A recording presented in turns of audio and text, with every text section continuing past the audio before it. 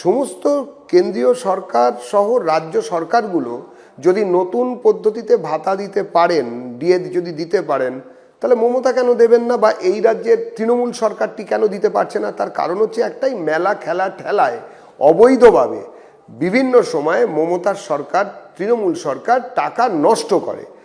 কেউ বলেনি তৃণমূল সরকারকে দুর্গা মন্দির বানাতে, কেউ বলেনি জগন্নাথ মন্দির বানাতে, কেউ বলেনি যে বড় করে অন্য কোনো জায়গায় কোনো ধরনের ধর্মীয় প্রতিষ্ঠান তৈরি করতে হবে বা ধর্মীয় প্রতিষ্ঠানে অংশগ্রহণকারীদের আলাদা করে ভাতা দিতে হবে, কেউ মাথার দিব্যি দেয়নি। মমতা বন্দ্যোপাধ্যায়ের মস্তিষ্ক প্রসূত এইসব জিনিস হচ্ছে ভোট কেনার যন্ত্র। সময় যে মহার্ঘ ভাতা 4% দেওয়া হবে এপ্রিল মাসে। আমি এটা নিয়ে কোনো কোশ্চেন আপনাদের কাছে করব, উত্তর দেব না। যা বলার আমি বিধানসভায় বা ওই দিন আপনারা কোশ্চেন করেছিলেন দিয়ে দিয়েছি। বাদ বাকিটা ম্যাটার ইজ সাবজুডিস। আমি সাবজুডিস ব্যাপারে কোনো কমেন্টসে যাব না। আর এই নিয়ে সংগ্রামী যৌথ মঞ্চের আহ্বায়ক ভাস্কর ঘোষ কি বলেছেন শোনাবো।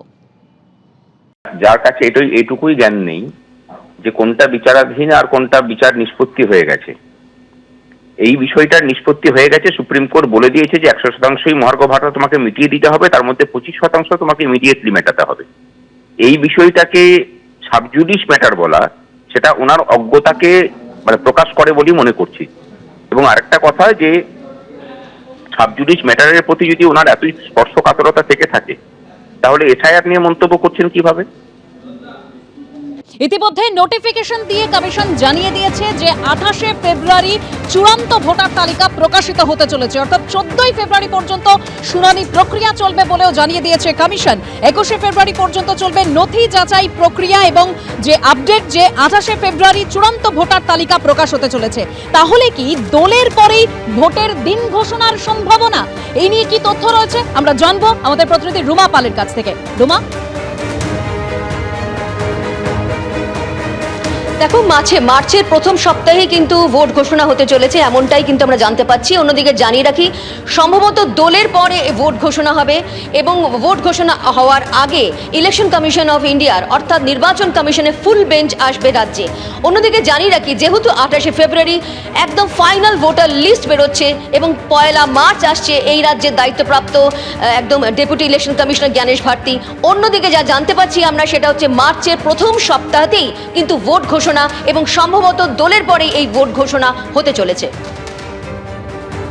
অর্থাৎ যেরকম আমাদের প্রতিনিধি রুমা জানাচ্ছিলেন যে দোলের পরেই ভোটের দিন ঘোষণা হতে চলেছে, সেই সম্ভাবনা জোরালো হচ্ছে। 28শে ফেব্রুয়ারি চূড়ান্ত ভোটার তালিকা প্রকাশ হবে, ইতিমধ্যেই নোটিফিকেশন দিয়ে জানিয়ে দিয়েছে কমিশন। 14ই ফেব্রুয়ারি পর্যন্ত এসআইআর এর শুনানি হবে, 21শে ফেব্রুয়ারি পর্যন্ত নথি যাচাই প্রক্রিয়া চলবে, 25শে ফেব্রুয়ারি পর্যন্ত বুথ পুনর্বিন্যাস প্রক্রিয়া চলবে, আর 27শে ফেব্রুয়ারি ভোটার তালিকার চূড়ান্ত পর্যালোচনা হবে এবং 28 তারিখ চূড়ান্ত ভোটার তালিকা প্রকাশ হতে চলেছে।